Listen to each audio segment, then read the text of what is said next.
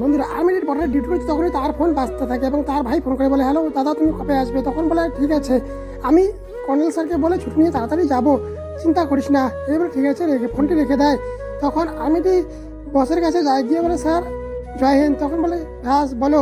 তখন বলে স্যার আমার ছুটি চাই, বাড়ি যাবো, 2 বছর থেকে এখানে ডিউটিতে আছি, বাড়ি যেতে হবে। ঠিক আছে, আমি তোমার যুদ্ধ শেষ থেকে ছুটির ব্যবস্থা করে দিচ্ছি, ঠিক আছে বলে চলে যায়। তখন আমি বলে ফাইনালি আমি 2 বছর পর ছুটি পেয়ে গেলাম, বাড়ি যাব, খুব মজা হবে, মায়ের হাতে রান্না খাবো।